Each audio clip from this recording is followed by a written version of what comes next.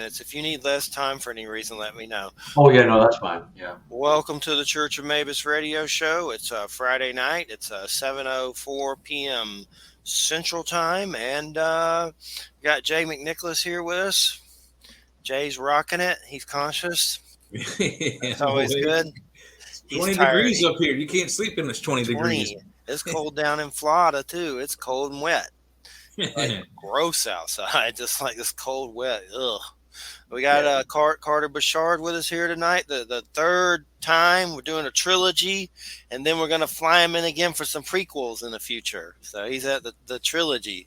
That's it. The third show, The Revenge of Carter Buschardt. Three-time winners. Yeah. It's great to have him here. We originally had Christopher Golden and Arthur, but something happened. So Carter stepped in, and I'm glad. And maybe we'll get Christopher another time. He only went to Christopher. These big time Arthurs just want to do like 40 minutes or something, which is okay. But then I got to talk with stuff for Jay for like an hour and 20 minutes. So it's usually TV shows or whatever.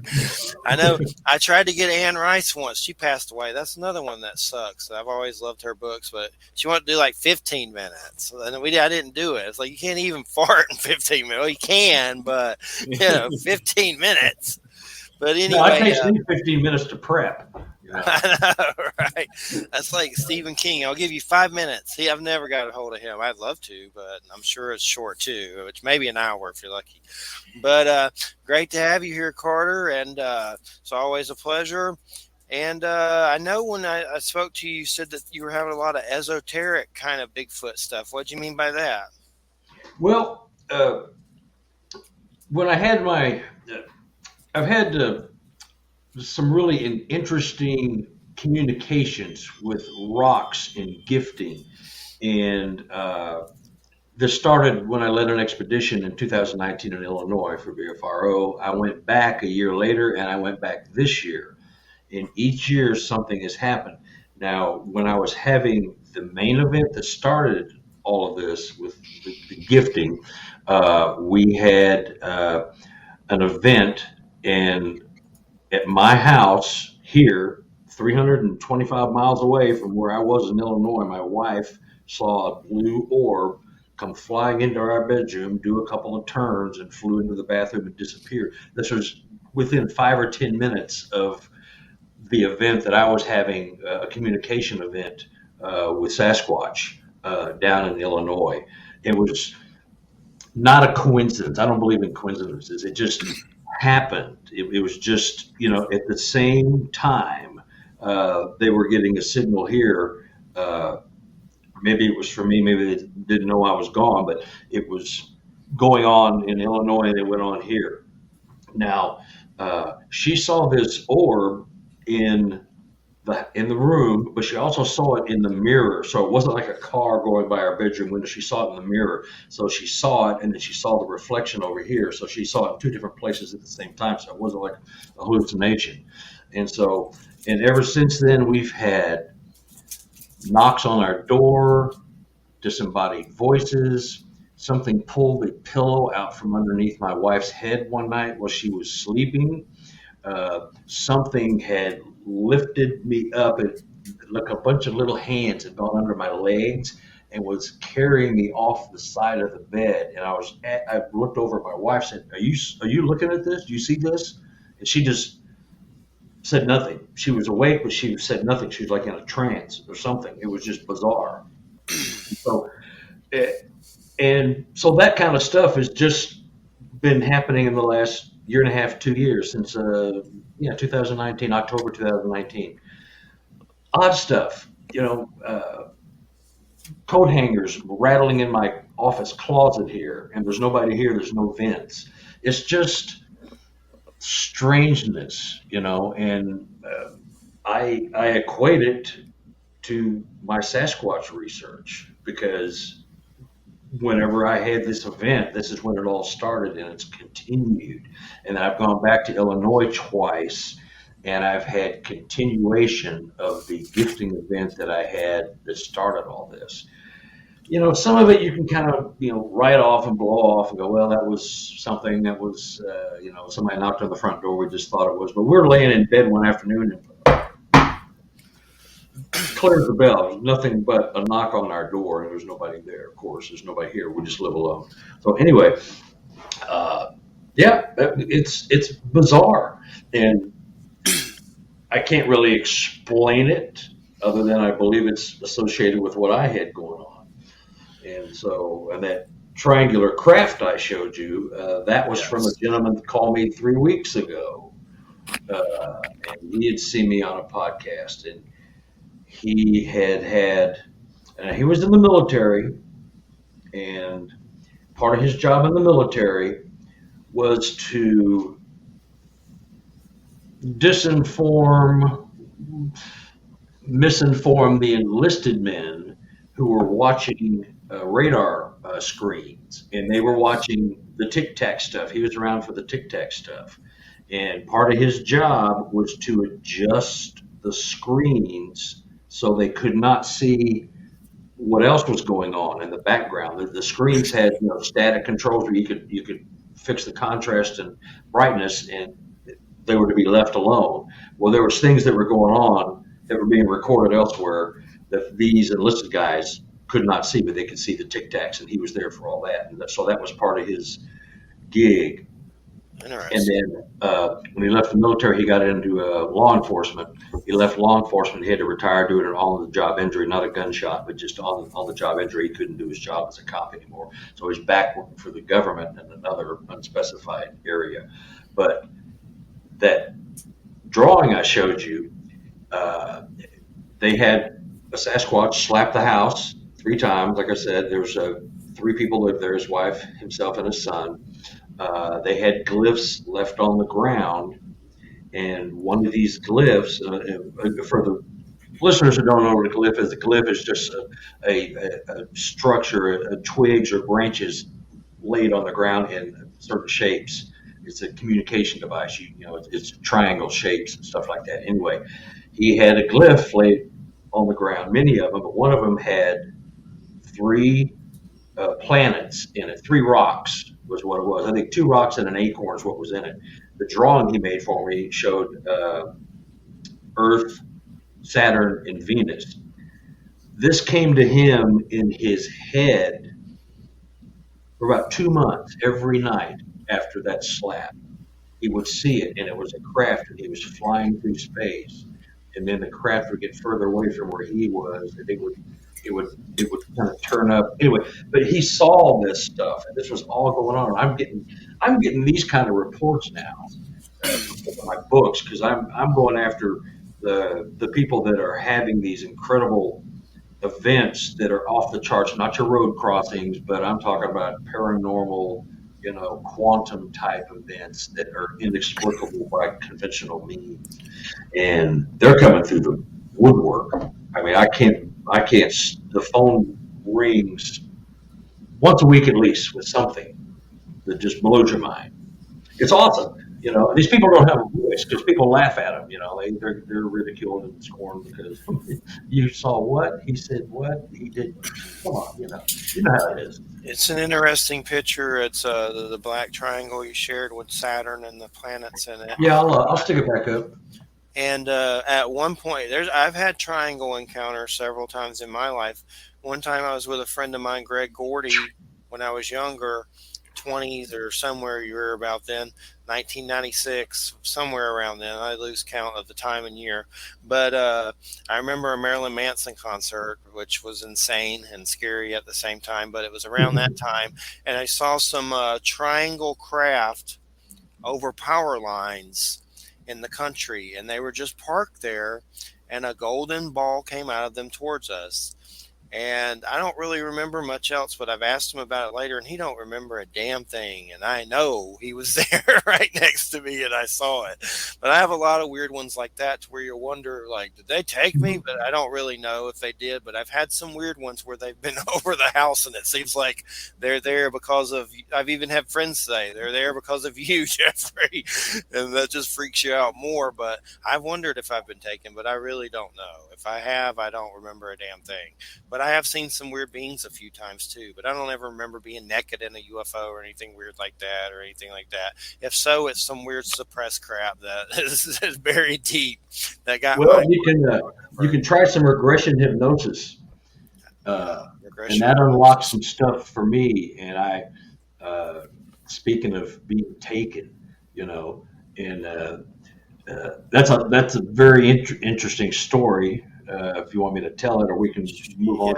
Yeah. Is that I remember one that had to do with some cars moving and stuff. Is that the same one or a different one? Or the same one? Yeah, it's the same one, but You can tell us it. something that's popped up. Well, you know, as a kid, and we'll get into Sasquatch, I promise. But when I was a kid, about 10 years old, I remember, this is the memory. I don't know, you guys maybe have the same thing where you remember things from your childhood, like I was so dumb, I almost got killed. I stuck my finger in a light socket, or I, was doing something. I was playing with fire or matches, or some kind of stupid thing. When you're 8, 9, 10, you say, oh, "Well, I should have been dead." I don't know what happened. Anyway, me and my buddy were racing bikes, Dallas, Texas, right in front of my house, and I was about 10 years old. It was summertime, and we were racing our bikes, and we ran a stop sign right in front of my house. I've always remembered this event, but right in front of us, a blue car just barely missed us. We could feel the breeze, and we were both going, "Oh my God, hope my mom didn't see that." I was looking around because it literally is right in front of our house, and this blue car almost creamed us both because we were just racing. We weren't paying attention and ran a stop sign. So, and I thought nothing of it. I mean, that's a story I always remembered. I'm not sure why it stuck, but it was something that I almost got killed. And so, fast forward to, I was just looking at the tapes today, 2004. Me, my wife, and another couple, we went to get hypnotically regressed. We wanted to all see if we had past lives. Just an interesting thing, we thought we'd get together. And she has this really nice place out here east of Kansas City. You have a maze. You walk around the maze, and you sit outside, and you get calmed down and get your vibes down. And then you go in, and she takes you under and just finds out if you had, it's regression and going back to your childhood or a past life. And so my wife went under. My other couple went under. My old comedy partner, his wife had remarried, so her new husband, they all went under, and they all told the different stories of what they were. I went last. They took me under, and I started crying and talking like a 10-year-old boy. I don't know, what do you do? And I relived this event where it was not a blue car, it was a spacecraft. And it took me and my buddy Craig on this craft.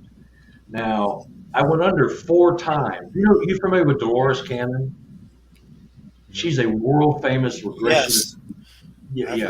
I've heard of her. I've worked with Ozark too. Ozark, the place. Ozark Publishing. Yeah. Her daughters run the thing now. She passed away about 6 years ago. But this lady that took me under was one of her students. I went to another one of her students in Springfield just to see if I could corroborate this story. And it was the same thing. Dolores took me under twice, and it was the same thing. So here's the story. This craft that I thought was whooshing by us, it took us into the craft. Now, Craig was the one they were after. I was there just because of collateral damage. I just happened to be there. We were always together, back in those days. And so I remember seeing the classic thing, seeing kind of a shrouded, see-through kind of gauze material. You could see these aliens. You could see these people, and they're moving around. I could hear him screaming, and I couldn't do anything about it. I couldn't move. And you're probably familiar with screen memories. Yes. Where they give you something else to remember. So one of the screen memories I got was we used to go fishing at this pond, and I was trying to cast, and I caught him in the neck, and I saw my hook pulling his neck like this.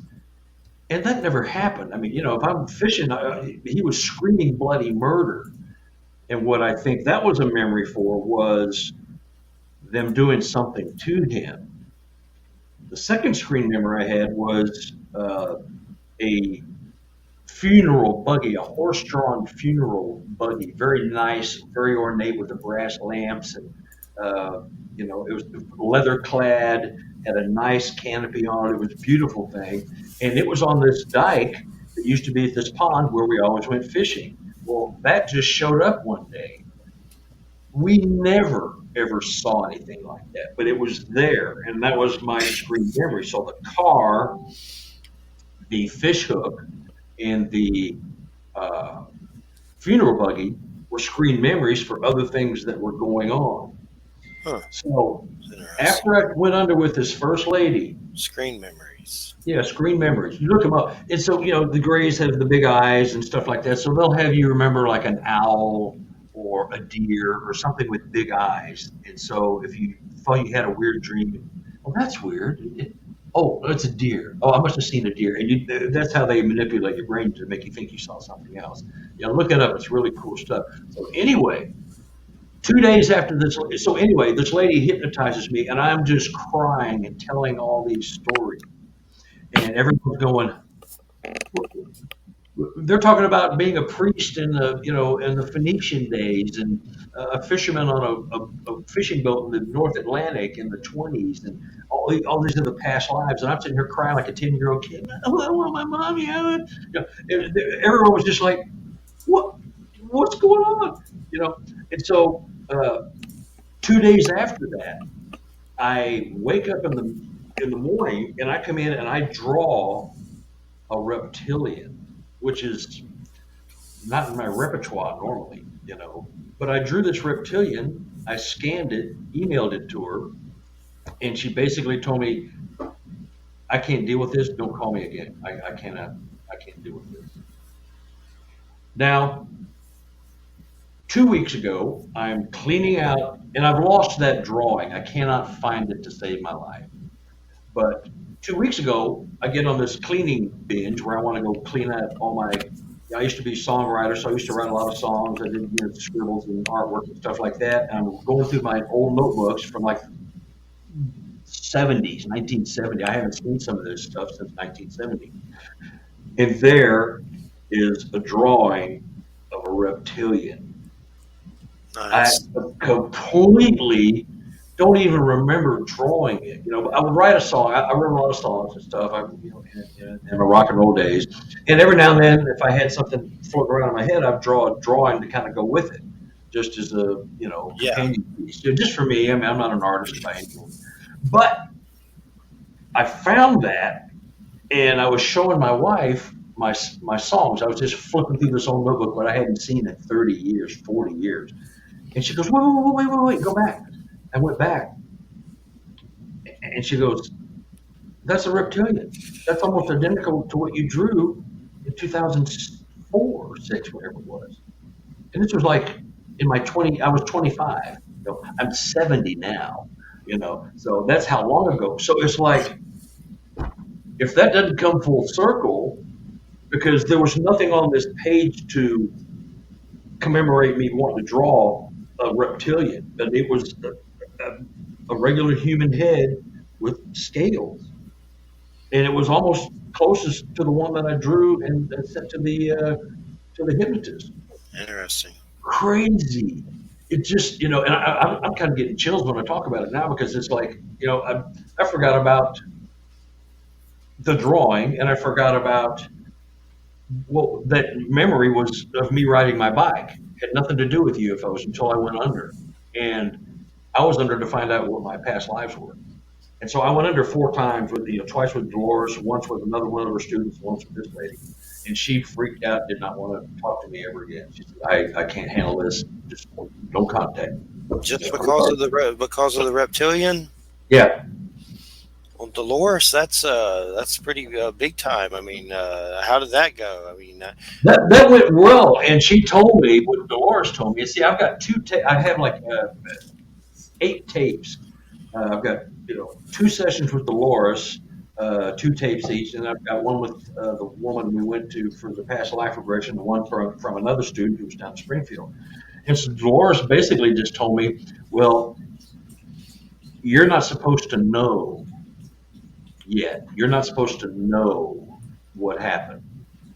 You'll know at a certain time. I said, well, how come I remember this differently? Well, she explained the screen memory thing. I said, but now that you've told me this, I know it and I believe it to be true, but how come I'm not reliving? She said, well, you're just not supposed to know. You weren't the person they were after. They're after your friend. And I can't find him at all. We went to the same school. I think he may have passed away. I tried contacting his couple of his kids, and they never responded. So it may not even have been the right Craig, Craig Whaley, from Thomas Jefferson High School. But what do you do with that? When that gets dumped in your lap? I mean, you go, oh, that can't be, or do you embrace it? Had I not found this drawing a couple of weeks ago, reptilians. Yeah, and I have when I think of ET, I think of the Greys, and things of that nature. And so, mind-boggling. So, if you think something may have happened in your past, go try some hypnotic regression. So I'm trying to figure out screen memories. I've heard of screen memories, but the way you put it definitely makes me think of it more, or want to anyway. It's when you have an event. Let's say you have a UFO event. You see a UFO or maybe some beings. Is it your mind kind of overriding too much and replacing it with things that are more common that you are normal? I mean, is that kind of what it is? Yeah. Well, here's one of my theories I use for Sasquatch, is that we are taught from the nanosecond you exit the birth canal how the world is. There's no UFOs, there's no ghosts, there's no Bigfoot. History is how we say it is, not how, they handed teacher a book, and he is told, go teach these kids and teach them this book, and that's it. Here's your check.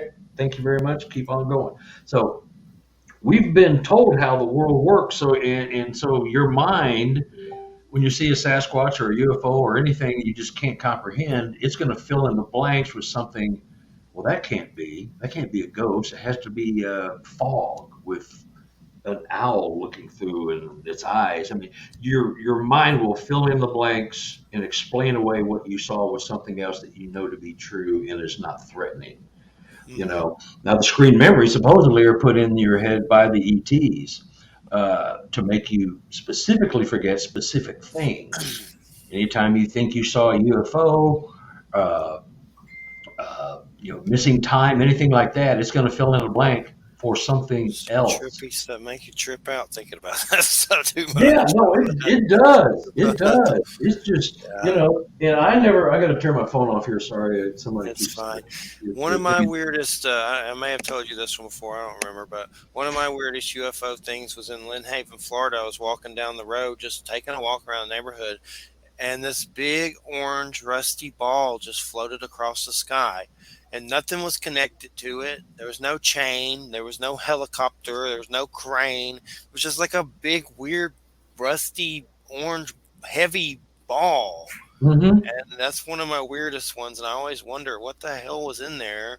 And maybe it came from a water. It was just so weird. I remember I try to think about that one. Did more happen to me then? There's been weird ones like that, but just like this rusty freaking ball in the sky that looked like it weighed a gazillion tons. And well, see, you're asking yourself questions because you saw the orange ball and you going, wonder if something else happened. When I was telling my story about the blue car for all of my life, well, I'll tell you what, I did something really stupid once. I ran a stop sign, almost got run over on my brand new bike.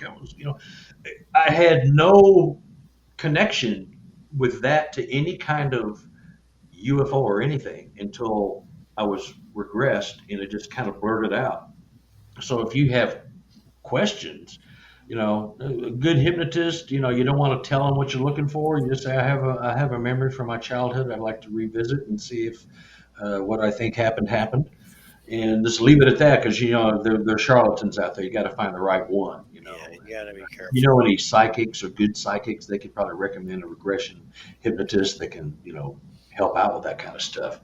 So, I've but it thought was, about it, but it scares me because I've heard that. I don't know if you've ever heard of that Emma Woods case with David Jacobs and all that weirdness. Look it up sometime. It's like a crazy UFO hypnosis, crazy abuse case. I shouldn't laugh. It's serious. And yeah. Well, John Mack did all that stuff. yeah. And he was killed walking across the street in London about 10 years ago. Accident. This dude David, look it up sometime. Emma Woods, David Jacobs, but he hypnotized her and did weird, maybe sex stuff, like made her dress weird, just weird stuff that was creepy as hell, like Norman Bates. But not to say everybody's like that. Of course, that'd be foolish, but you have to be careful for sure. Yeah. But so it just came full circle, and then and back to the Sasquatch stuff. In the second book, this one here, I've got a guy with missing time, 6 hours of missing time, seeing a Sasquatch. Now, did you read that in this book? It's in the first edition of the Green Book. Anyway, he's an executive up in the Northeast. I can't say exactly where, but anyway, he's an executive and got a very successful company, and he lives out in the middle of nowhere, and he and his wife and had a cabin, but it was kind of small, and she got pregnant again, so they decided to add on to the cabin, and so he got him a attack dog, a trained police dog that was a German Shepherd that was literally one word in your hamburger. He would come after you. So, and that was their protection. So, and they had seen a Sasquatch or two at the house, and weren't sure what to do with it. They had a Sasquatch watching them mow the yard when they first moved in. It's like they were kind of getting to know the new neighbor. Who's the new guy here? Well, this mowing his yard. And she saw one running across the yard one night when he was at work late. So anyway, they were somewhat familiar with the subject. And so when she gets pregnant again, he decides to add on to the house. And she leaves the house and moves in with her parents who lived just a few miles up, 15, 20 miles away. And so her and the baby would have a place because they shut off all the utilities. He lived in a 32-foot travel trailer he had on his property. He stayed there at night because he would wake up in the morning, get the crews ready, and tell them what he wanted done while they were adding on to the new cabin.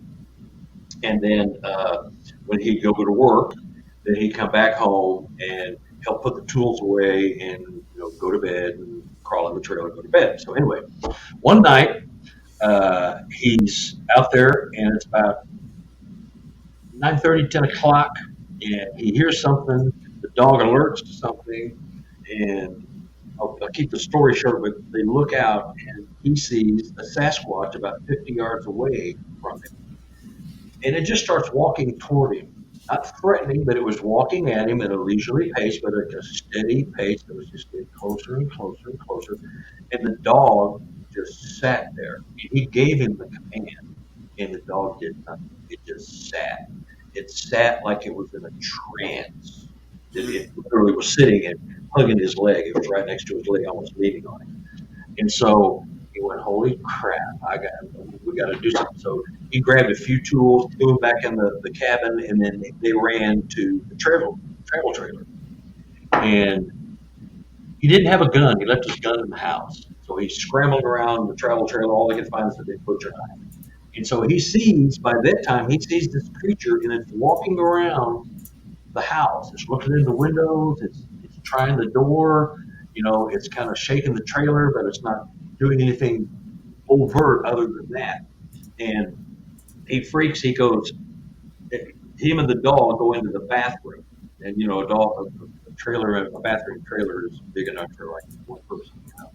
So him and the dog are sitting there like this, and he's got this knife, and he's pointing it at the door. He's waiting for this creature to come in and break in anytime. The dog is sitting right next to him in the bathroom. It's about 10:30, 11 o'clock. Next thing he knows, he wakes up 5:30 in the morning. He's in the same position holding this knife. The dog is sitting next to him, sitting up, asleep. The dogs don't sleep sitting up. They don't. Yeah. But they just don't. Hmm. And it was still leaning against him. And 6 hours had passed, and he felt refreshed. He didn't feel like he was cramped up or anything from sitting like this, tense. Like he was like, it was like a psycho movie. He was ready for this to come bust through the door and kill him. He wakes up. The only thing that wakes him up is the crew getting there for work in the next morning, and his wife is there. She used to drive in and cook him breakfast. So he had no explanation for it. It's in the book. It's really, and I pretty much let all of his emails speak for himself. He doesn't want to know. He likes his boring life.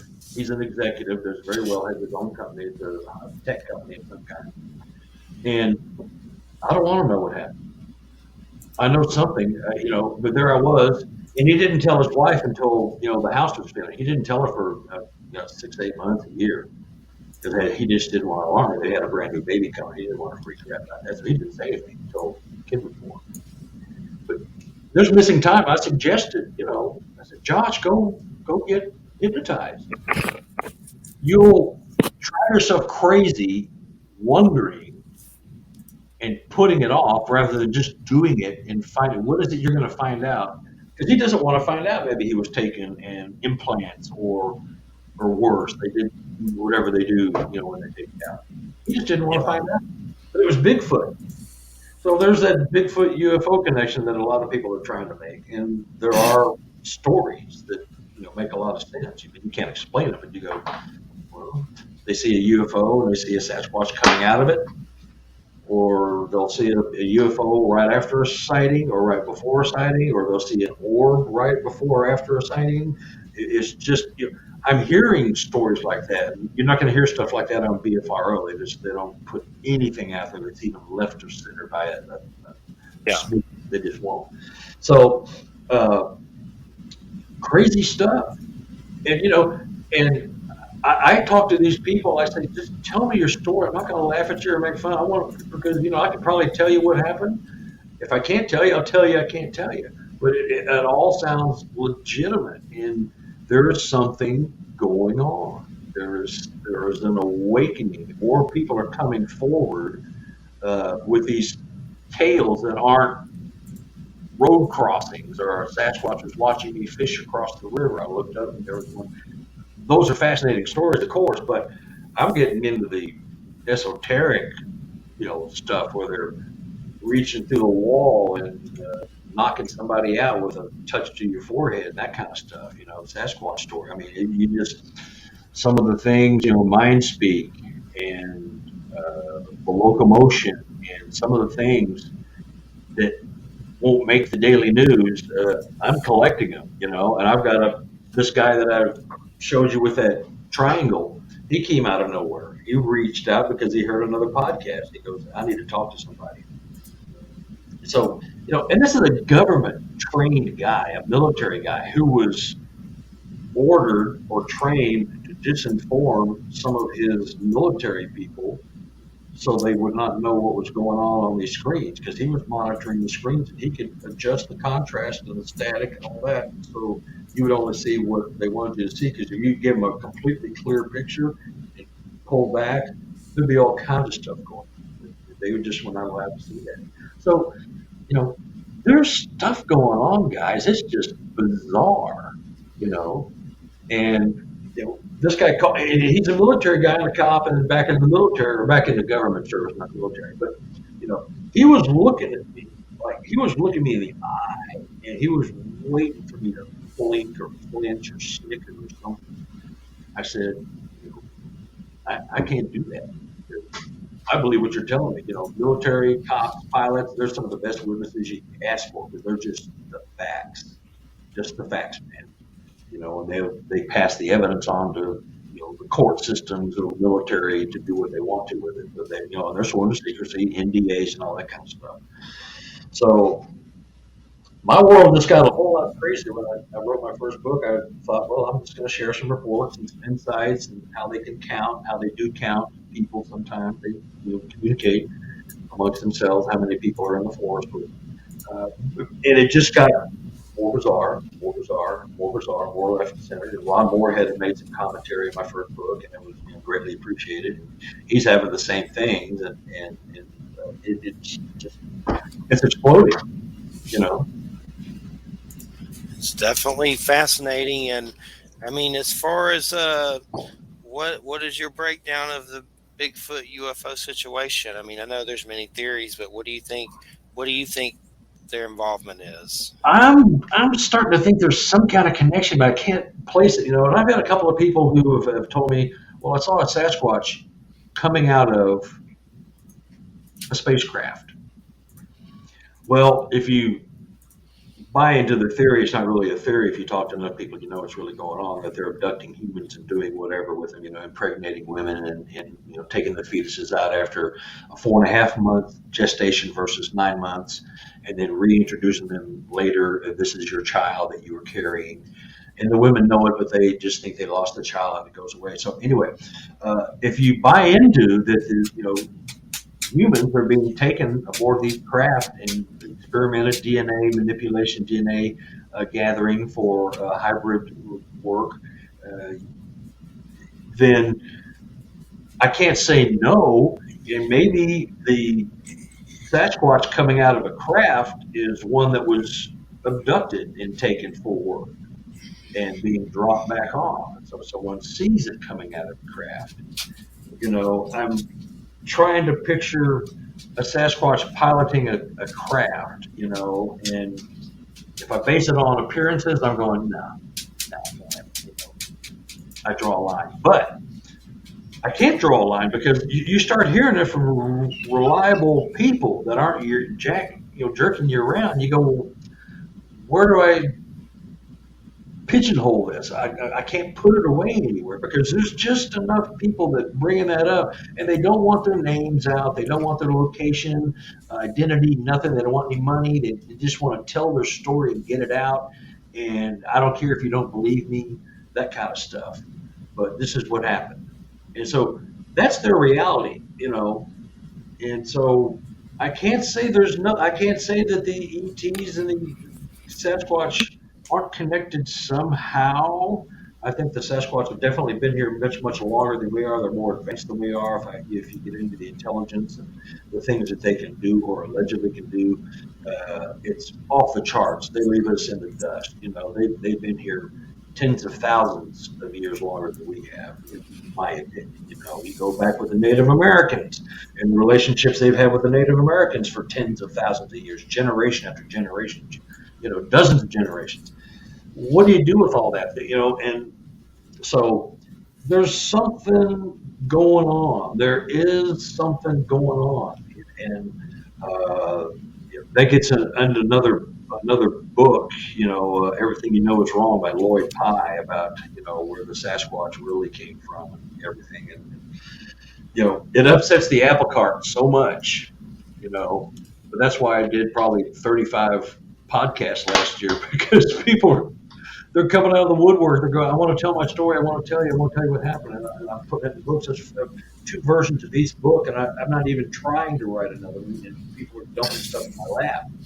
Lloyd Pye used to live down here. I know he passed away, but down here in the Panhandle, I interviewed him once. It was a long time ago. One of my first interviews. He lived, I think, in Panama City Beach or somewhere around here in the Panhandle.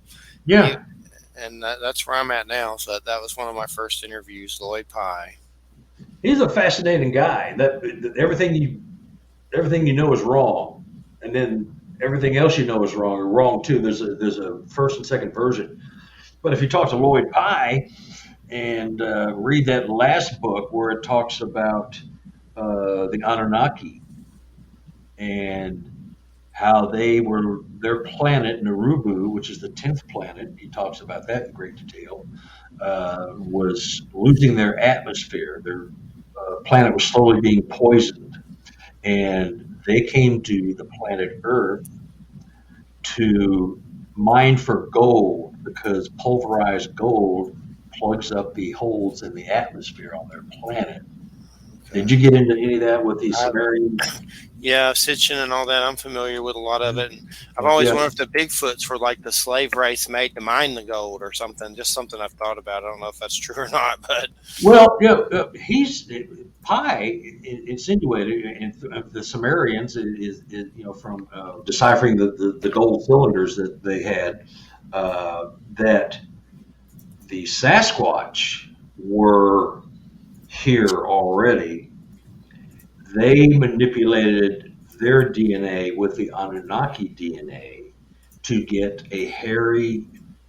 down to a hairless human that could mine the gold and think and make decisions and not revolt and things like that. And so that's where, if you read that, that's where us hairless humans came from the hominoids that were here, Sasquatch or other versions. They took the Anunnaki DNA and it kept breeding them down. I think the Anunnaki lived for roughly 280,000 years was a rough lifespan of Anunnaki, I believe. And so they would keep manipulating the DNA till they got down to us, which is where we came from, supposedly. And it talks about that's who built the pyramids, Machu Picchu, all the other glorious, fantastic, complex, technically advanced architecture that we can't even duplicate today, stuff like that. So that just makes you scratch your head more. I've been scratching my head a lot because I don't have any hair left. I scratched it all off, trying to figure out what's going on. But that's what happened to all of us. So what do you do with all that kind of stuff? But basically, the history is just a lie. It's all been doctored and created. Like I said, the government wants us to think things are a certain way. That's why there can be no Sasquatch, and that's why 20,000 or 200,000 Nubian slaves drug 20-ton blocks of granite on wooden rollers across sand in the desert to build. Come on. We can't even do that now. We don't have the technology to build that stuff now. Machu Picchu, the temples in Angkor Wat, and all these places. They can't be duplicated with the architecture we have now and the tools. So what do you do with all that?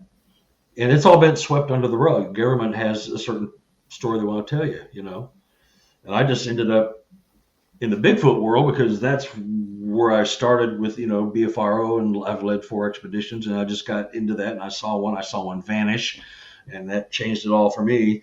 When I saw that just vanish, I'm going, okay, I'm barking up the wrong tree here because this ain't a dumb ape in the woods. This is something else entirely. And so, that's where when I came to the fork in the road, I took a hard left and then took another left, and here I am, What do you do with all that stuff? How do you just tell people they're nuts? Definitely. Hey, there's a pig screaming. I have to give it something to eat. But Jay, ask a question. I'm just going to step to the side for like a minute. I thought somebody was scraping a plate with a knife. Yeah, I thought I heard a pig going on. You hear it? It's painful. It's like, God. Yeah. Well, he stopped for a second. Go feed the little thing. Come on, man. It eats. That's all it does. It's like something, a void that you can't fill. Yeah. All right. That's funny. I did want to ask you about some threat behaviors because you've gone on some expeditions. So, like, with the chimpanzees, with gorillas, when they do a threat display, they charge, and if you run, they attack you. So, what kind of things do you look for as a threat display from Bigfoot? Do you know not to go any further? I mean, we know what some of their behaviors of tree knocking and so on like that, but I don't think the tree knocking is a threat behavior. No, tree knocking is not. It's more of a signal thing. The bluff charges. I've had a couple of those pulled on me. One at day and one at night. I tell you what, at night it's not fun because you can't see it. You can barely see it during the day because they're coming out of thick brush, but you can see the silhouette and if they're backlit. But boy, something bluff charges you at night. It's either it's either a bear. Here in Missouri, it's probably more like a hog. There's big wild hogs that get to be massive, or it's a Sasquatch. I have not talked to anybody, none of my 400 plus witnesses I've talked to over a dozen years, that nothing has ever come at them and tried to hurt them. They will bluff charge because that usually gets it done. You see an 8, 9, 10 foot tall something coming at you, stops, 20 feet from you, you're gone. Yeah. That works, rock throwing, but I've not experienced any overt act of aggression or violence. I've had sticks and twigs thrown at me and rocks, little pebbles and things, but that's just like trying to get my attention, see if I'm paying attention, me and the people I'm leading. I've never had it. I've just never had it, but I'm not afraid of them. And that's probably part of it because I don't have that fear factor for them because I don't think they mean humans any harm. They're very, very interested in us, but they want nothing to do with this, but they're curious because, if you look at an ape, 3, 4, 5% DNA, that could be you. Yeah. Or if the Sasquatch is looking and they're looking at the same thing, boy, I could have been a hairless human. I'm glad I'm not. Look at those little scrawny little farts.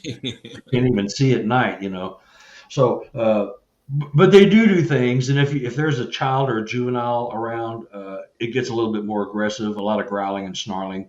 But nobody I know, nor myself, have I had a situation where I thought it best to leave. Maybe one time I thought it was best to leave.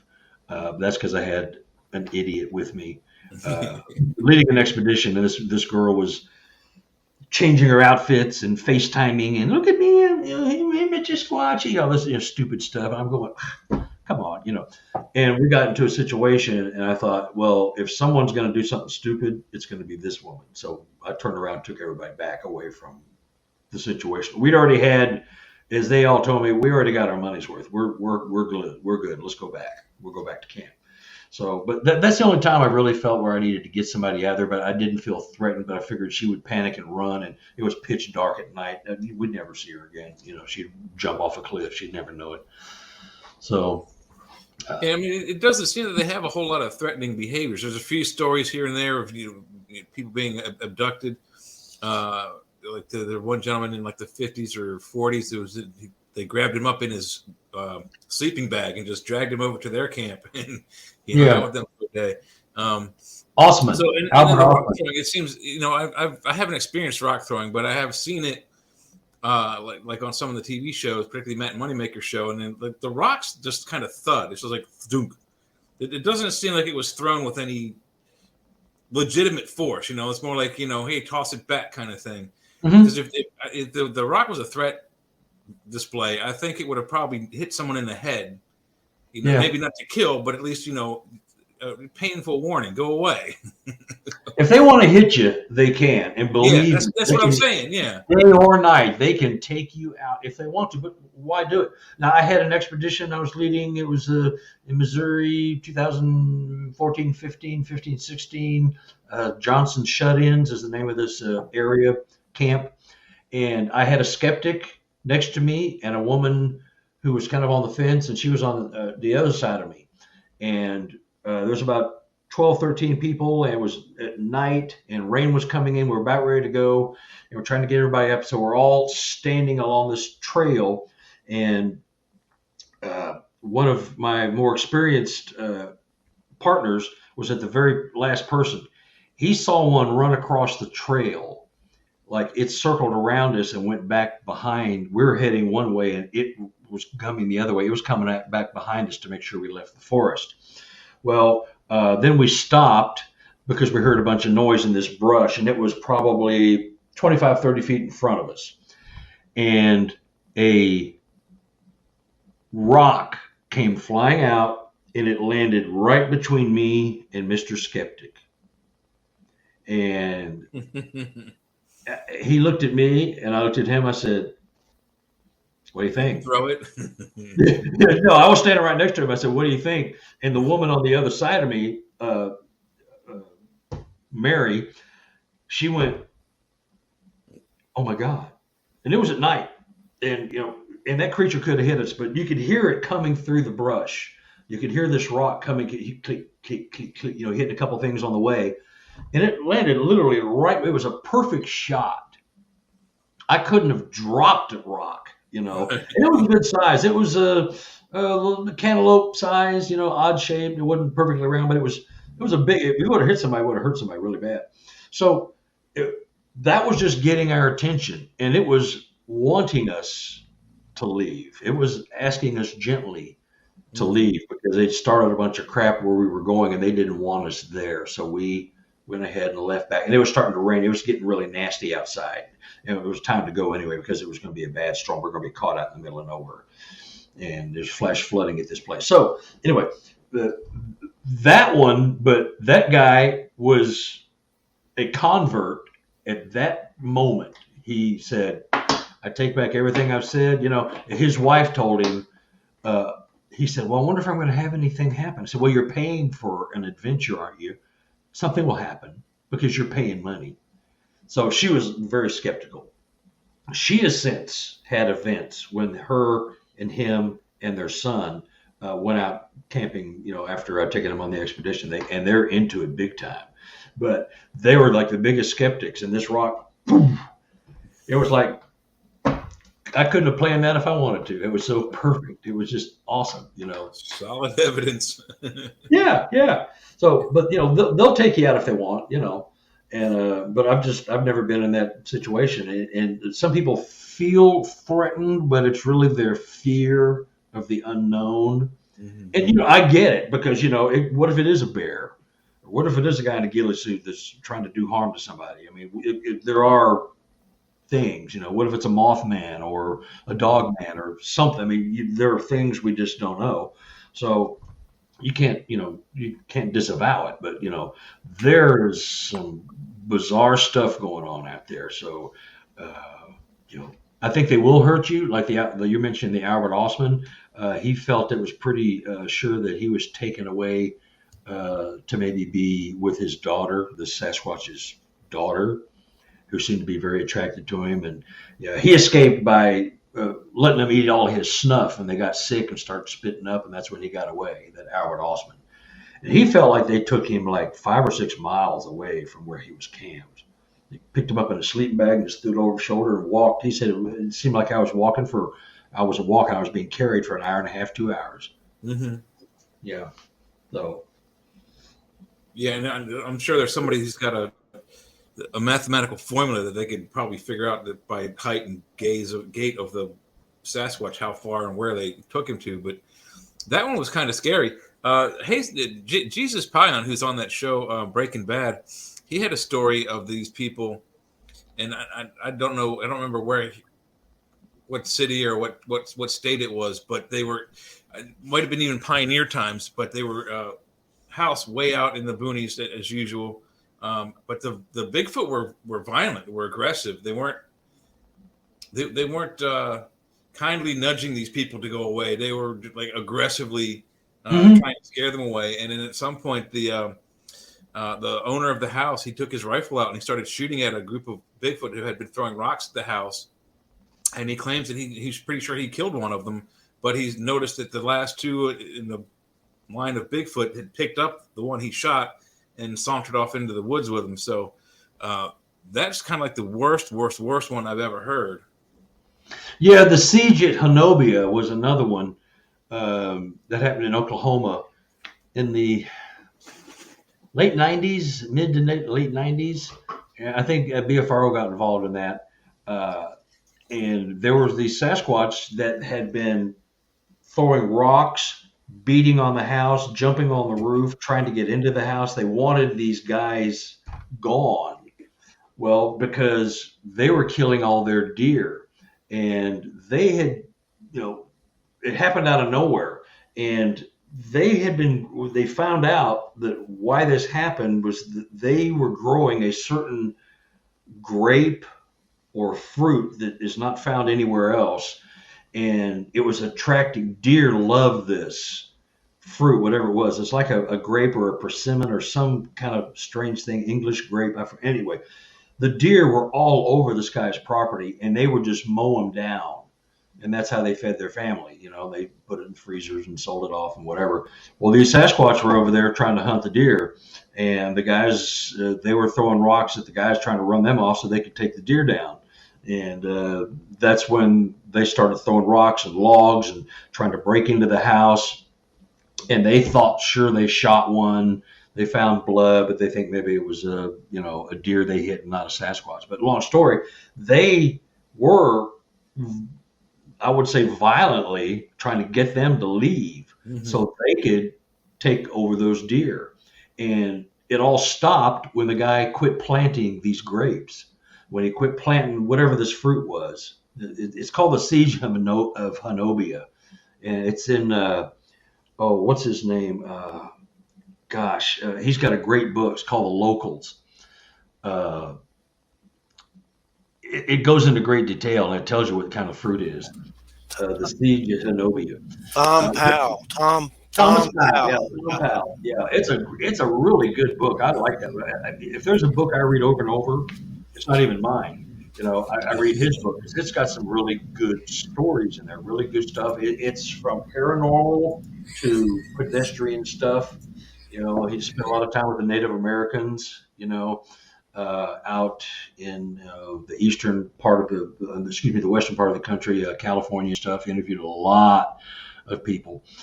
And but once they quit planting that fruit or berry, whatever it was, the Sasquatch quit hanging around. It just stopped because that's what they were after. Because the deer, literally, they would see 15 or 20 deer a night in a day. They would just be walking on their property, broad daylight. I mean, they weren't even afraid of getting shot at. And so that's what happened. So that's about the only one that I would say would indicate violence. But they didn't do anything. With the size of these guys, if they wanted to tear you up, they could. They just want to get you out of the way. And also just scare the crap out of you until you give in. So, well, okay, I'm done. I'm not, I believe it. Next rock's got my name on it. I'm out of here. Yeah, they can be pretty scary, that's for sure. Yeah, so if they want to take you out, they could. Yeah, I know. That's the scary thing. Is if they wanted to, they could. Well, I'm glad they don't, but there's something to that. So, but I have a pretty good theory of how they get away with being unseen. I mean, they seem to travel across this country and probably other countries as well. I'm not as familiar with other countries' Bigfoot stories as I am with America's stories. But what is your theory of how they are able to get across this country most of the time unseen? Well, there's a couple of theories. One of the theories is that their hair follicles are hollow and transparent or opaque, and some of them have the medulla, which is this piece that goes right down the middle. The follicle gives it color, and they're all different. Genetics will give you different shades and lengths and sizes and thicknesses and everything. So that theory is that they can just turn a little bit and the sun hits them a certain way and it looks like they went into the tree. And you go, did you see that? And you look around and then they really are gone. So there's the theory that they're, octopus, chameleons, all kinds of moths and insects, they can blend into the background and appear to disappear, and you can't see them. That's how they survive. Well, what's to say a Sasquatch can't do that? Just because it's 8 foot tall doesn't mean it doesn't have skill sets we just can't explain. So that's one theory, is that, and they're very fast, ninja. So, if there's 2 over here and 1 over here, one's going to get your attention. You look over there, those 2 are gone. You look over there, you look back, and that one's gone because they're that fast. The other theory, which I'm starting to adhere to, is that they do have some cloaking abilities. And here, you ever seen that video called Squatching with Barb or Gabby and Barb? Barb and Gabby? Squatching with Barb and Gabby, or Gabby and Barb. Check it out. Thinker Thunker does a real good piece of work with it. She and a couple of friends were out the day before, and they saw a Sasquatch. And she was over in the forest, and she's pointing over here. Yes, it's Squatching with Barb and Gabby. It's fascinating. And so, and she went out the next day to show some other friends. Well, we're walking right down this path right here, and we looked over here, and we saw him. He was standing right there. And then when she said that, and you see it, you can't miss it. It's a predator, gelatinous, humanoid, animal shaped thing. It's up in this tree, and it kind of comes down, hops over this way, and goes this way, and then it's gone. I mean, you're looking at it. It's like the Predator, the Schwarzenegger film. Yeah, I know what you mean. The guy I showed you, that triangle. Yep. He and his wife saw a shimmering predator figure in broad daylight off the back of their deck. They saw it from two different positions. He was on one side and she was on the other. And they were just out there, cleaning up around, moving stuff around, just cleaning and hanging out and enjoying the day. And they hear something and they look down and they see this creature walking below them. It stops, looks up at them, standing on the deck looking down. So it's only, less than 10 feet away, height-wise. They look right at it, and then it just kind of walks and just vanishes. So what do you say when someone tells you that? This is this is the military guy, and he's been shown some other things, and he's got some stuff going on. And he had a security clearance. It was about mid-level security clearance when he was, monitoring the monitoring of the monitors. Right. I'll never say that again. But but what do you say when and you see this? And Thinker Thunker did a real good breakdown on it, and you just go, and it's on tape. You're looking at it, and this is a simple person. I'm not demeaning her. She's just a simple person like me. I'm just walking around the woods and I see this thing. I happen to have a camera, and so how do you explain that? It's not a glitch. And so if they can cloak, they can change their vibrational frequency. Ron Moorhead goes into that in great detail in his, Quantum Bigfoot book. It's very, very good book. It explains a lot better than I can. But, if they can change their vibrational frequency, which we humans were supposed to have been able to do a long, long time ago until we progressed everything. We got too many things to do, too many things for us. We don't have to do anything. We can't see it now. We have to have a flashlight. We can't do enough work, so we have a computer. We can't get anywhere fast enough, so we get a car. So we got things to do, and so we've dumbed ourselves down by creating creature comforts. There's that theory. So, and they're masters of deception and manipulation. So they either have these skills, and here's another thing: if we see something we can't explain, do we go into a little bit of PTSD? Do we have a little shock time that we think we're seeing that because we can't explain them another way because they just get away too fast? Mm-hmm. Or are they actually disappearing and we have to find a way to explain that? Again, that's more things that we're told cannot happen and don't happen, And they've got those screens now you can buy where you can make it appear like you are not there. And you really are. They have these screens that, somebody has designed, and you don't hear about it much anymore because I think they're being used in a military capacity, And they've got those suits now, the outdoor suits, the camouflage suits, which will block the electromagnetic frequencies from leaving your body so animals will not see you and know you're there. I can't remember what it's called, PAX. If you look at it, electromagnetic screening camo gear, or I can't remember the name of it. But it's about $200-300. Yeah, a ghillie suit or something. Is it like a ghillie suit? Well, not the ghillie. It's something like that, but it's this fabric that makes you invisible. It makes you invisible. They will not sense you because your electromagnetic waves that we all have, are blocked. I've seen something about that, yeah. And so, but there's animals that maybe have that in their capacity anyway. That's part of their physiology. I got a weird off the cuff question. We'll get back on Bigfoot. When Meatloaf goes, I would do anything for love, but I won't do that. What is the I won't do that? midgets. I always thought it was butt stuff or something. I'm sorry. That's the first thing that came to mind. So I won't do that. But yeah, Jay thinks they're physical only, and he's had a Bigfoot where he's seen one to make him think that. I kind of lean to something weird's going on that people say paranormal, but it could be like you say, some kind of weird thing, animal camouflage or predator thing. So, I mean, it could be a bit of both. I've also thought ghost Bigfoot. So, I mean, when they die, they're ghosts. So they could be like stealthing, like spirits too. And then they could be physical and spirit ones. Yeah. So there's just so many different ways to go with it. But I was just wondering about the meatloaf thing because I've been singing that, and I always say something vulgar about it. Well, I won't do that, or I won't say what I say. But I've always well, we can't say it. I just came up with midgets. Usually it's midget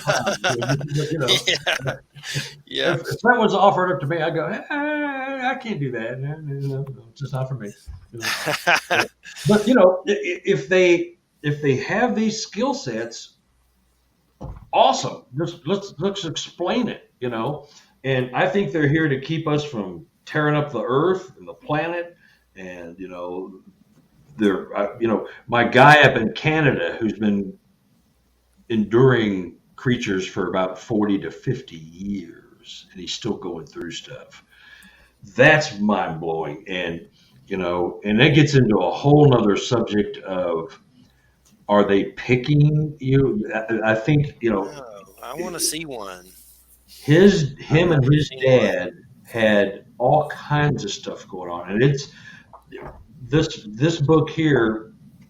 This was only about 147 pages when I was working on it with him, and he had to take a break. He said, "I can't relive this stuff. I have to take a break." And I'd signed a book deal with Beyond the Fray, so I had to get the book out. And I kept waiting for him. I'll call you back in a week. I just gotta. It was just too stressful for him, and he said, I just can't keep reliving this because it really freaked me out. And it's still, it's affected my life. Well, 3 months later, he calls me finally. So I had to release the book. Well, so this book went from 147 pages to 260. I had almost 110 pages, and about 100 of it is him. And some of the stuff he's talking about is just, it's off the charts. It's Buck Rogers. It's Star Trek. It's, and a lot of people go, well, how do you know he's not yanking your chain or hoaxing you? I said, well, hoaxers don't give you attention to detail and correct you when you get something wrong, and I recorded about 45, 50 hours of our conversations because when we started talking, I couldn't write stuff down fast enough. So I just let the tape roll. Well, the same thing happened. We were having a conversation. We get off track and start going somewhere. And then we lost our train of thought. So, but he was telling me stuff that's been happening to him. It's affected his love life. He's had, several girlfriends that were run off by these creatures. He had a wife that left. His mother left. But these creatures were following him and his dad around for a long, long time. This is all up in British Columbia. And 45 to 50 years. He is 66 now, and this started when he was 13, somewhere in there. And these two main creatures, and we named them Zap and Barry, because we just, Zap is because, here's a weirdness. This book here, this is the first one I wrote. Sibylla Irwin does all my artwork, and she had drawn this. Well, I already had something else picked, and I didn't like it for whatever. I think it was a photo of me on an expedition. I said, I don't want to put a picture of me on there. So do you have something that I haven't seen? Because I've seen all this stuff on the website. She said, I just drew this one here, and she sent it to me. I went, ooh, I like that. I'll take it. I like that one. I had no idea. I didn't have any backstory. Well, it's a guy who's been having some weird stuff, and he just drew it. And she's like you familiar with Sibylla? She's like a crime scene artist. If you describe your sighting and your creature, she can draw it with amazing detail and it'll look pretty much like what you said it looked like. So she draws this, and I'll go, that's fine, I'll take it. And it turns out this is the creature that has been tormenting my guy and his dad for 42 some odd years up in Canada. Wow. And I had no idea. And he heard me on another podcast. He contacted me. He wanted to talk to somebody who wasn't going to laugh at him and stuff. I won't name the other podcast, it doesn't matter. But and so I've been dealing with him for a year and a half, getting all these stories out of him. And that was the one that stuck its hand through the wall in his house, touched his forehead, zapped him. He was dead. He was out of body. He was looking at his body from the standing height where he was, and he was told, "Go back, go back. You're fine. Just go back to your body." So he went back down to his body and got in it, and he stood up and everything. There's a lot more to the story, but I want to just, this creature disembodied itself. It changed its vibrational frequency, and he literally watched it stick its hand through the wall, this big picture window we had looking out over the lake, and this creature and the other creature were standing on the deck. And they've been trying to teach him things for years, and he just wasn't getting it. He would see glyphs, and he was being asked to do all these weird things. He would just wonder, like, why did I just do that? I've never done that. I wouldn't even want to do that if I thought about it. Why would I just do that? He was just all these things. You'd have to read it. It's mind-boggling. And a lot of people are going to go, "Well, that's fiction. That's just pure fiction." Well, it's not fiction. It happened, and there's other people that happened to. But 40 years of dealing with these two Sasquatch, main ones, and other peripheral ones. You would just have to read the story because it's mind-boggling, and that's all I can say. It's just like, but the attention to detail in his memory and the things he was asked to do, he would find, dead, perfectly preserved blue dragonflies inside his house in all kinds of places. On his kitchen table, on the windowsill over the kitchen sink, in his bedroom on the bed. How'd they get in? I mean, they're not in here. So how'd they get in? He'd find, feathers and dragonflies in a pile on his front door. He'd go out and there'd be a little pile of the dragonfly with like bluebird feathers all around it. So you just go, all this has been happening to for 40 some odd years, and it's kind of like the Janice Carter Coy story, 50 Years of Bigfoot. You familiar with that book? I'm not familiar with that book, no. Oh, yeah. 50 Years of Bigfoot. Janice Carter Coy. Barry Green was the researcher, and it's a really good book. Looking it up. Yeah, 50 Years of Bigfoot. I've got it. It is an awesome book, and it details 50 years with her and her grandpa living on a farm out in Tennessee, and all these interactions with these families of Sasquatch, and they all had names for them. A couple of them stayed in their basement. The grandpa trained them and talked to them. He talked to them, and they have all the language. They used a lot of Native American language, and so there's about 8 or 9 pages of words phonetically spelled as best as she can get it. But anyway, what I'm saying is this kind of stuff is going on, and these people don't talk about it because who's going to listen to that? You're nuts. What? You're smoking the good stuff. Who's your dealer? I want some of that. That stuff can't be happening.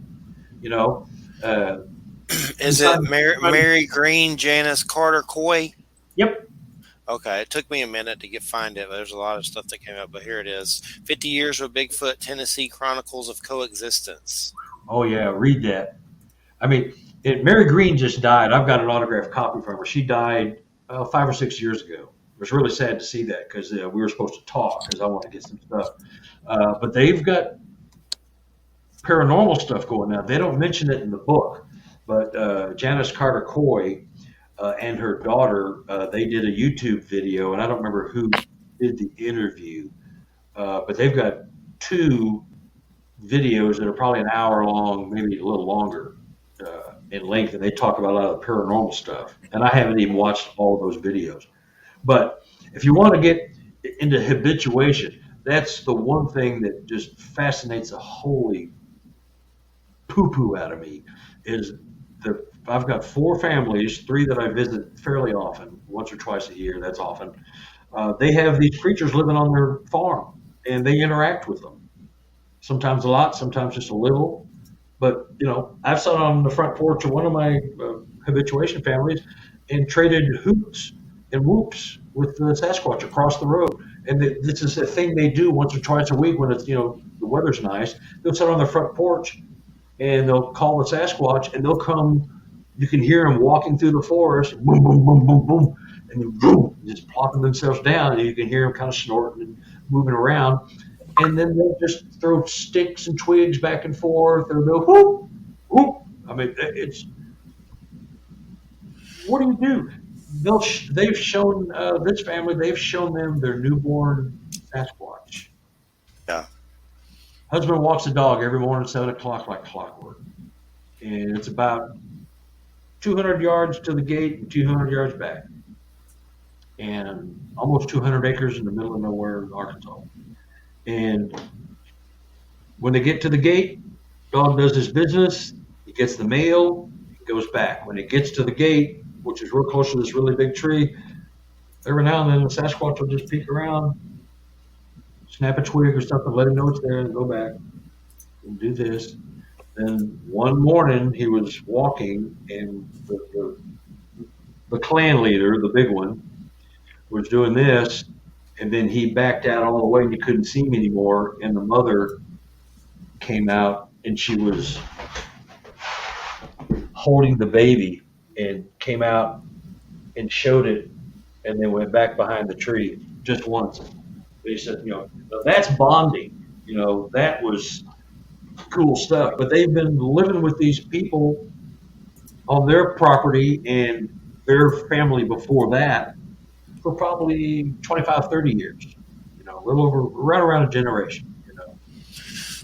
That book is very hard to find. Apparently, it's when she passed away, she stopped publishing. So I can't find one anywhere. If you ever see one online or something, let me know. But it's definitely. I've got one. I'd loan it to you, but if you didn't return it, I'd have to hunt you down. Yeah, no. I mean, if you saw one for sale somewhere or something, let me know. I didn't realize they're out of print. And they're hard to find. It's in a ringed. It's one of those plastic rings. Yeah, it looked like it was like in a thingy. Yeah, like that. Yeah, I mean, you could take it apart and make a copy of it. I mean, you could. You just have to get it back together, which you probably could never do. I didn't realize they're out of print. I'll see if I can find one because if you see one, let me know. It's a great diving into the habituation, but these creatures can count. They're aware of death and burial. I mean, is there anything else you want to talk about? Because I got a really cool story about. Go ahead. We stopped 5 till, so we got time. Go ahead. We got a half hour. Yeah. Okay, yeah. We're good. Okay, this family, they moved the wife's mother onto the property, and they put her trailer on the property. And I spent the night there. I'll pitch my tent where her trailer used to be. It's just right across the road. It's probably 150 yards away from their front porch. Anyway, mother had a dog. It was a big, looked bad, but it was a mutt, and it was overweight, and it couldn't fend for itself, and it was really just a sweet dog. I never got to meet it. She was gone before I met these people.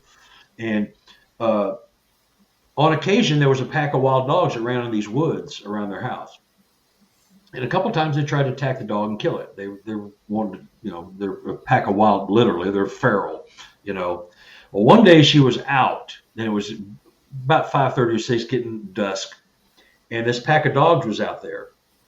And her dog got away from her and went running up to the fence. This entire 200 acres is fenced all around, good fence. I mean, so they couldn't get in, but they could if they wanted to. Well, she hears this Sasquatch start yelling a bunch of gibberish.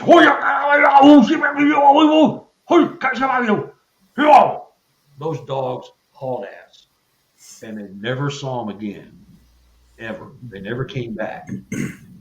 And so she told her daughter, the wife and the husband of the couple, she said, well, I heard that Sasquatch talked the other night, and if a gorilla could talk, I'm pretty sure that's what they sound like. It's just like matter of fact. They are used to them living there. There's people, they forget to tell me stuff sometimes. It's so routine. So anyway, the woman's dog died. And so they buried it. And the next day they went out and bought some carnations, and they planted it all around. I think they bought like a dozen and a half. I think 18 carnations is what she said. And they planted it all around the dog. And it was a pretty big circle. And, just to, say peace, have a prayer, and goodbye, and miss you, and all that. The next morning, they wake up, all the flowers are pulled out of the ground gently. They're laying down on the same side of each hole, just very systematic. But they didn't tear them up. They were just laying there. And I told them, I said, well, they had no answer for that until I said something. I said, I think Sasquatch bury their dead. They don't want the graves to be found. And so they bury them in very isolated places. And I've got other stories about that too. But, and I don't think they wanted the wild pack of dogs or anybody else to find out where your dog was buried. They wanted the dog to rest in peace. So they pulled the flowers out. Crazy. But that shows a symbiotic relationship with these people and the Squatch and their reverence for the dead animal, which that one Sasquatch came and ran off the dogs. Now, who's even clever enough to make that kind of stuff up? You know what I mean? When people start telling you these things. And, I totally agree. I think that I'm convinced they either, if they don't carry them off, they bury them near where they died. My guess is that they're at least advanced enough to where it's like kind of ceremonial. So like if the individual Bigfoot dies and had like a favorite tree where it used to watch the lake and the fish, that's probably where they would bury him. Mm-hmm. That's what I'm thinking. Yeah. Well, I think they have reverence for their dead like we do. Mm-hmm. I think they bury their dead. There's a couple of instances where people have seen them pull up trees, especially with a newborn, and put them in the hole where the tree was, and the tree goes back in, and the tree grows up healthy, and there's a Sasquatch buried at the bottom, and nobody ever knows, and it's all over. I've got a guy here in Missouri who has seen, I haven't been out to the property yet, he invited me this year, he has seen Sasquatch roll giant boulders across a cave opening and block the cave. And then they'll come back 3 or 4 months later and roll the back, and that's where they stay for the season. Wow. And, I believe the guy. I mean, he doesn't want anything, and, they wouldn't even, of course, BFRO wouldn't even publish that report, but he's seen them also, instead of using big, huge boulders, I'm talking about, Volkswagen size rocks that, 10 of us couldn't move, mm-hmm. That kind of stuff. He's seen them fill the whole opening of the cave with sticks and trees. So it just looks like a big tree fall. And they unplug it and they use the cave. That's where they stay. It's about 60 feet up on a cliff, but it's where you could climb it, and I'm going to take him up on his invite. You might read about me one day. What do you think about like government military interaction with them? What kind of stuff have you heard about that? I mean, does the military like try to do stuff to them or anything? Or I know there's like park ranger stories and stuff with them in parks and stuff. Yeah, there's park ranger stories. There's here we have Fort Leonard Wood, and Whiteman Air Force Base. Now, Whiteman Air Force Base is where they keep all the big bombers, the big B-52s, the big, the stealth bombers and all that. That's where they keep those. Fort Leonard Wood, I've had about 3 or 4 reports published out of there, and there is something going on because the commanding officer told these enlisted men who were out on a night op on a hike with nothing but a flashlight and a weapon, no backpack, no nothing. They had to find their way back to camp by a certain time or they were going to fail this test. Yeah. A couple of guys were escorted back to camp because they got totally lost by Sasquatch. And they told their commanding officer, I said, you don't say anything about this. This never happened. You say something, you don't want to know what's going to happen. You don't say anything. So I believe they're totally aware of them, and there's stories here in Missouri anyway, and I know I've heard of them elsewhere. I can't verify them, but of them getting into camp, getting over the fences or through the fences, setting off alarms, and that tell them that there's somebody trespassing on government property here on a military base. Let's get them and get them out of here. Let's take them out. We'll do whatever we got to do. And they've seen Sasquatch on bases. Now, if they're working with them, I don't know. I can't imagine to what end they would be working with them unless there's theories of them, possibly being, trained or cloned. The Hitler, it was Mussolini, Hitler, somebody was supposed to be, have captured a couple, and we're going to make an army of these beasts that couldn't be killed, stuff like that. I think Lenin or Mussolini, I can't remember one of the two. I've heard stories, but they're aware of them. I think they know what they are, and they're not going to tell us anything. Just like the government and the Forestry Service. And the cave system with all the stuff 411, how do you know what's going on with all of that? How do you have all these thousands of people disappearing every year and you can't find nary a one? That didn't happen without some kind of cooperation. If you look at the overlays of the cave systems, the 411 missing people and Sasquatch sightings, guess what? You had 3 transparencies and one on top of the other. They would match almost perfectly. They all match the activity, the cave systems, and the Sasquatch sightings and the missing people. So there's something going. We're just grunts. We don't get to know the good stuff, until it's time. Yeah, we just work here. We don't get the inside information. Just take our taxes and keep us dumb. That's what we like. Yeah. And the Tic Tac thing. Like my guy was telling me, the guy that I just met, the Tic Tac thing. It goes back to what we're taught. We're taught how things are, and how we're supposed to see the world, how we're supposed to, interpret things. Mm-hmm. And so they lied about the UFOs. Well, it's swamp gas. Well, you're looking at the reflection of the Earth lights on the bellies of ducks flying overhead. It's swamp gas. You're just seeing things. You're crazy. 80 years later, oh yeah, no, we were lying. We didn't know about them, but we couldn't say anything. So they ridiculed and humiliated all these tens of thousands of people who had sightings. Betty and Barney Hill and all these classic sightings. Rendlesham, all that stuff. Well, they finally come clean. Oh yeah, they're there. They're made off planet. We didn't make them here. We don't know who did it, but we didn't make them. So they threw us that bone, and we'll sit with that for another 5 or 10 years, not getting any other information.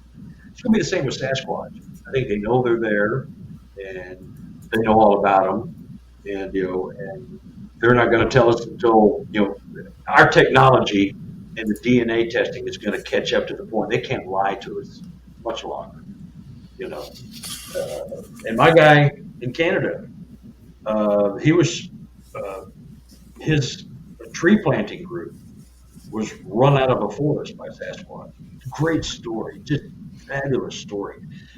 The guys, their hair, they come running over this hill. Their hair was standing out like this. It's like you put your hand on a giant Van de Graaff generator. Their hair was sticking straight out. The bumps on their heads were like little pimples with the hair coming out. It was just so tight and erect and hard. And it was like, oh my God.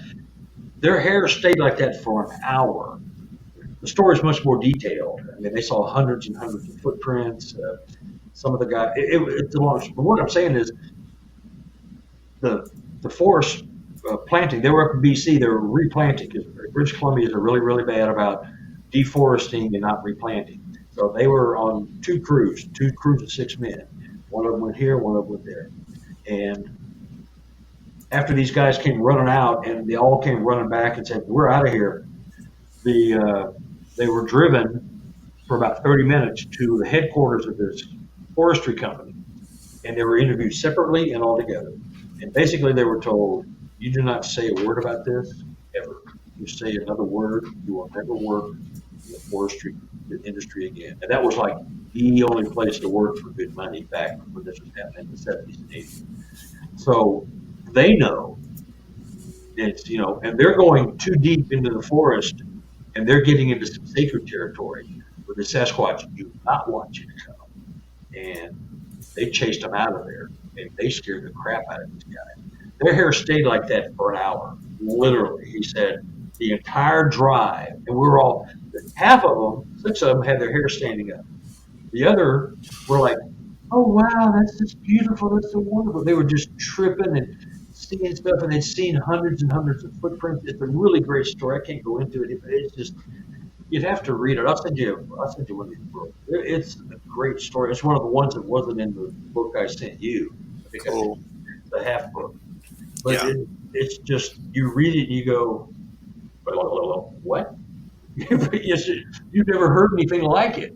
It doesn't mean it doesn't happen. It just means you hadn't heard of it because nobody talks about it because they don't want to be embarrassed or lose their job.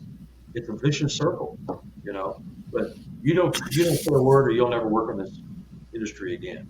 And it's the same with pilots. A long time ago, airline pilots, cops, military personnel. If you're in a position of authority and importance, you start reporting stuff. You're done. You're done. Next, move on. Let me hear about that. Definitely a trip for sure. I know there were some stories about with Skinwalker Ranch and everything. That new book, Skinwalkers at the Pentagon. I don't know if you've heard of that. It's the sequel to that George Knapp book and Colin Kelleher book about Skinwalker Ranch. Was it called Hunt for the Skinwalker or Path of the Skinwalker? Hunt for Skinwalker. Yeah, I've got that book. there's a new book called Skinwalkers at the Pentagon by the same dude that just came out. You should check it out. I got it. I haven't read it yet, but I've heard this particular thing that, well, of course, Robert Bigelow supposedly, he bought Skinwalker Ranch and then sold it later. But supposedly there's stories about the military going to Skinwalker Ranch and bringing phenomenon home with them. Like that seemed like poltergeist kind of activity. There may have been some stories about their kids being in danger and weird stuff like that. But it's the sequel to that book, and everyone's been talking about it on a lot of radio shows. I got it. I just haven't got to reading it yet. But I'll probably grab that one. Yeah, it looks like it's going to be a good one. And basically, there's weird stories that have come up here with a guy named Wild Trees, who's an animal biologist. He just goes by a fake name because he doesn't want to talk about UFOs because he just doesn't want people to know he's talking about it. I guess though he believes in it.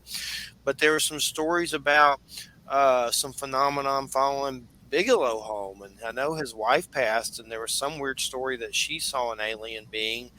And then there's also weird stories, which I can't verify. I know his wife really did pass, but I can't verify the truth of these. But supposedly his son died a long time ago, and that's kind of what got him into this weird stuff. And you hear weird stories that you don't know if they're rumors or gossip or whatever. But I know he definitely has that Skinwalker Ranch connection. Supposedly that Jacques Vallée, French dude, ufologist, big time dude that wrote Dimensions, and Steven Spielberg based a scientist on him in that movie, Close Encounters of the Third Kind or Fifth Kind, whatever that movie, the one with Dreyfus, I think, isn't it? Yeah, Dreyfus? Yeah. But supposedly Bigelow brought that dude to Skinwalker Ranch. So there's a lot of stuff we don't know. That's why Bigelow annoys me, because he hides all this stuff. But there's just weird stories. But that book, check it out when you can. That sounds like one you should grab for sure. That's pretty cool. I will. I need to read it. But Skinwalker's at the Pentagon. Yeah. Well, Jacques Valise, I've read a couple of his books, and I had the pleasure of having a conversation, trading a couple of letters with J. Allen Hynek before he passed away. And actually, our letters were put in the Omni magazine, and I can't find that magazine anymore. It's frustrating, and he was a skeptic, and he was in Project Blue Book, and he was hired to be a scientist and poo-poo all of that. And the more he looked in, he said, "I can't do this. This is some real stuff here. I can't poo-poo this because I believe it. This is all exactly what looks like it's happening, and I can show you how it does happen, how it works. We have the technology to mimic it and reproduce it." And so, so he went from a hired skeptic, to a believer. And so he got a lot of crap, for talking about stuff that the government paid him good money to debunk. So it's a big thing of disinformation. And so all these people that I'm meeting, and they have a commonality. They've got the bizarre stuff going on, and the stuff that nobody will talk about. And I'm taking a risk, but I don't care what anybody thinks of me, really. But I'm writing these stories because these people's words need to be heard, because somebody else is having the same event. You've got questions about maybe a UFO, your rusty orange circle up in the sky. I mean, you've got questions about that. You don't talk about it much, do you? Because it's not something that comes up in conversation. People go, "Okay, well, it is Jeffrey. Maybe he is a little crazy." So I believe that. That's usually. But it's your reality. It happened to you, and nobody can take that away. And nobody can just say, "You must have been smoking something," or And here's something.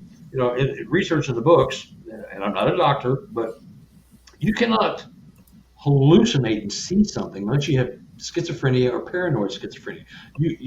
There's no other malady that can make you see something that's not there, unless it's one of those two illnesses, with a few very rare exceptions. PTSD, if you're in a car wreck or something, you might think you see your body leaving, or maybe your body is leaving and comes back. I mean, there are traumatic things, but there is a source of the trauma that dictates your reaction, your physiological reaction to this stuff. So when people are seeing and experiencing this stuff, and they got nowhere to go, they got no way, and they're just as sane as the three of us sitting here. We're just talking and experiencing life. And if an alien came through that wall behind me or made the picture fall off, it's not because I had a cheap nail in there. It's because something actually happened. I mean, you just, at some point, you want to try to debunk it for your own sanity, and because that's how you're taught. You're taught to debunk everything, because whatever you saw that's out of the norm can't happen. So that's what we do. There was one time me and Christina left this house here, and outside, I swear it sounded like there was a big monkey howl from a tree. And this is like a country town, Graceville, Florida. Like, there's no monkeys around here that I know of. And it was just, we looked at each other like, what the heck? And we wondered if it was a Bigfoot. Maybe it was. I don't know.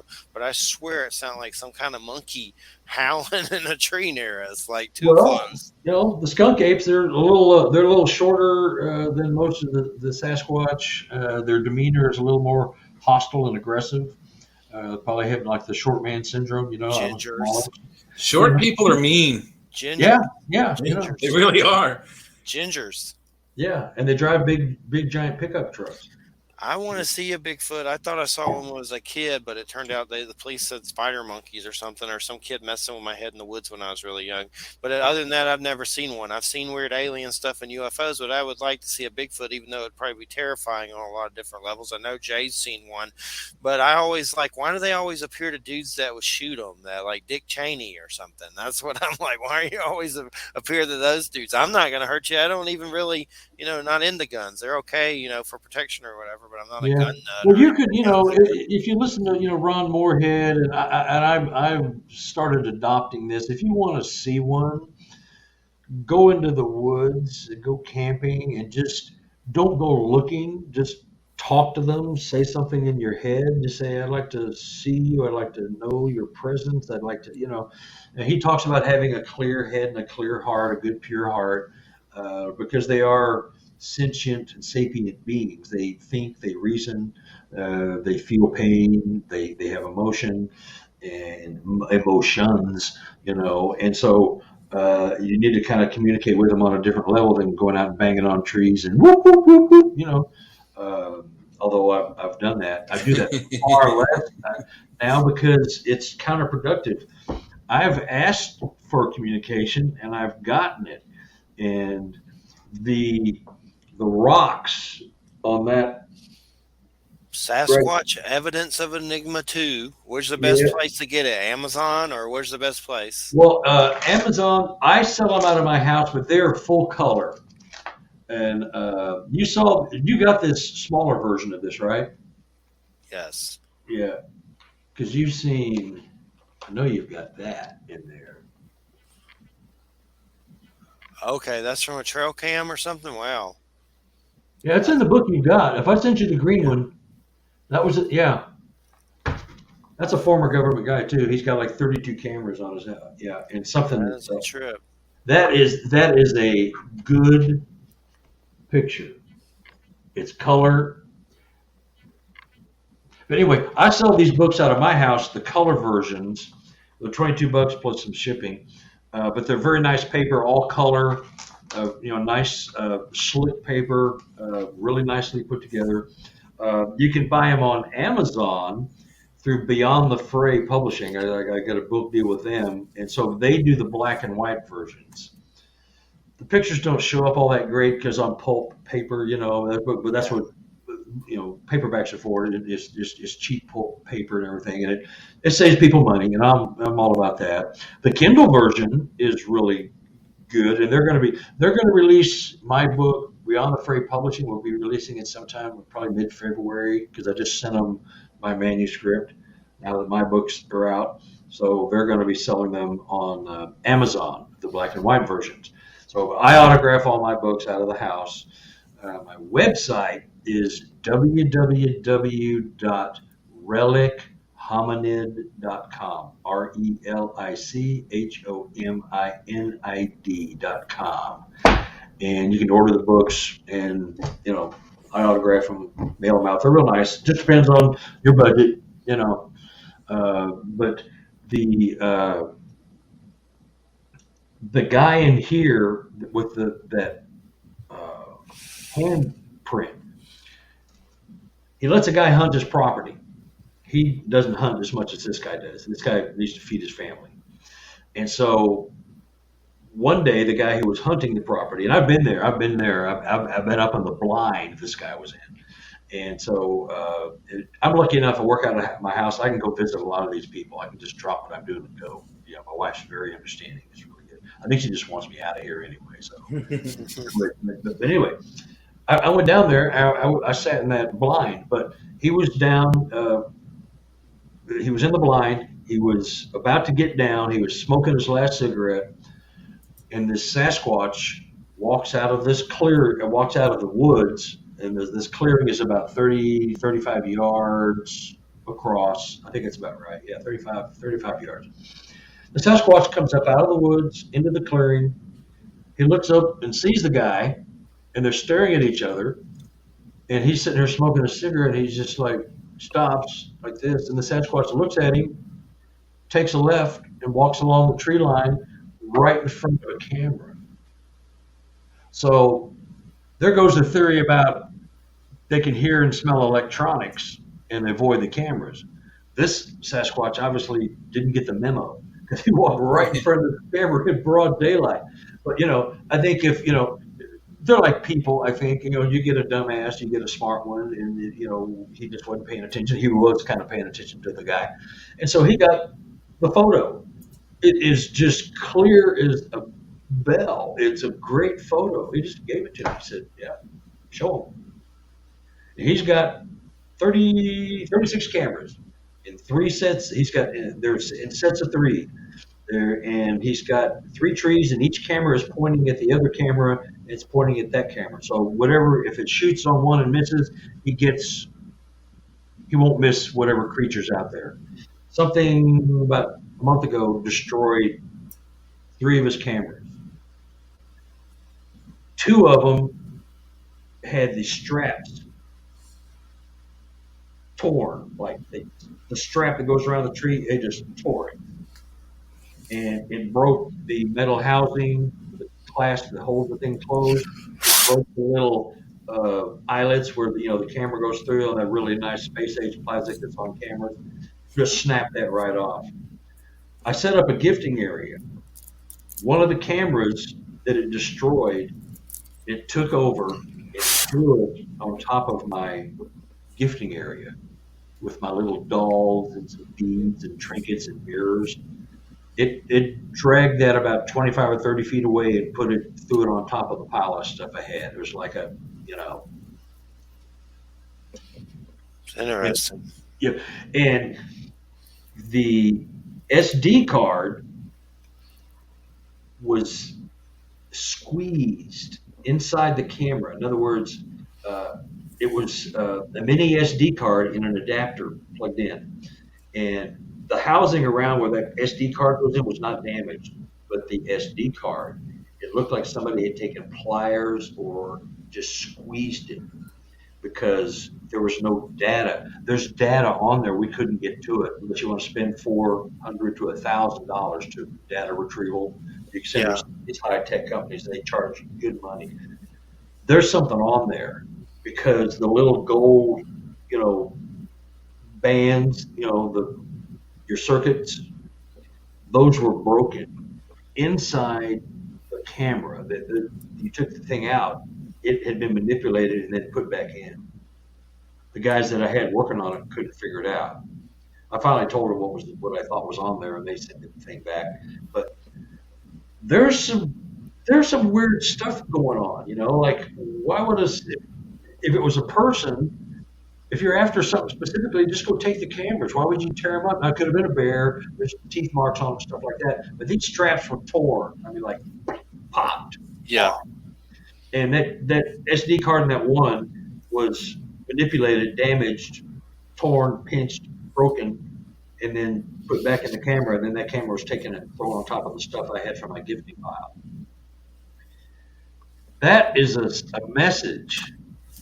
Because if it's just a trespasser, on his property, which it could have been, but, to go run through and you've got to know there's 30 some other odd cameras there. You're all over the place, it was just odd, these beings, I think, are smarter than we are, smarter than we think we'll ever be. I mean, they have powers, and I just don't think they choose to use them toward us or on us because they're not here for that. They're here to keep our stuff together so we don't destroy the planet, destroy ourselves. I think they're here to kind of guide us along. I can't tell you how I know that or how I feel it. It is a feeling I get, because I'm having. Yeah. It's kind of like the native perspective, like boss of the mountain. Yeah, exactly. And I can't say no because there's just enough weird stuff going on in my life and yours with your UFO and, Jay, you saw a set. I mean, nobody can tell you didn't see that because you know what you saw, right? I mean, you can't be talked out of that. We've had some weird stuff at Christina's house where we thought we saw grays in there, and we had Michelle Desrochers, this psychic that saw a lot of television shows, say that there was grays there. So there's been weird stuff for sure, and I've never even seen grays. But that day, I've done this thing. This might work with Bigfoot, and you may have had experiences with this. I've learned that if I can go to a window or outside and close my eyes and let the white light of the sun fill my, how it can make you feel like you're glowing, and then go and look in your house. I saw a gray standing in an old lady's room who was dying, and it looked at me and looked out the door, and it kind of looked like astral. Like at first, like a weird sunspot you would see from a camera flash, but it was shaped like an alien gray, and it was like it gave me the sight to see. And I bet there's something to the sun and us, I think, are energy bodies. I've seen light beings, so I think we're kind of like that too.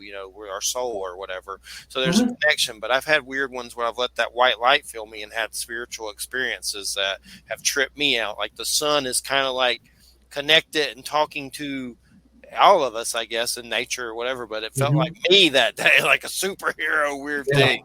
I've had it happen more than once, for sure. Yeah, we're all electrical beings, I mean, our heart is pumping because of electricity, There's energy all around us. Tesla proved that, and then Edison stole it, and so now we're plugging stuff in instead of just, turning on a TV without a plug and just watching it because there's electricity all around us. So we don't see, there's 4 dimensions, height, weight, depth, and time are the 4 dimensions we are aware of. Science will admit to up to possibly 11, as many as possibly 21. So how do we know what is not there? If you get into the quantum, and that explains a lot of things that I can't explain by the meat and potato dumb ape in the woods thing. It just it explains things or offers explanations. And about any of these books, you don't have to believe it. Just consider. Just have an open mind and consider it. You can discard it later. It's the Brussels sprouts theory. Put it on your plate, spread it around, pretend like you're going to eat it so your host doesn't get irritated. You don't really have to eat it, and just kind of play with it and look like it. It's just the same thing with Sasquatch stuff.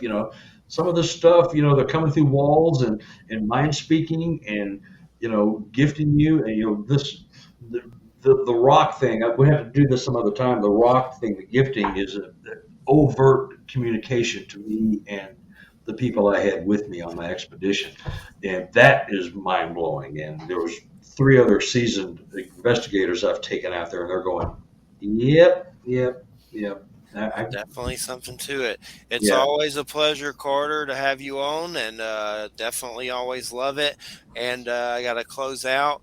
And I don't know if you've been watching Book of Boba Fett, which is really good. If you haven't, we watched the last episode that we've got, episode 4 last night. How about that big Wookiee? That's like I love the bounty hunter Wookiee, Chrysanthemum or whatever. That's he's awesome. it's getting good. It's better than it was last season. I like this.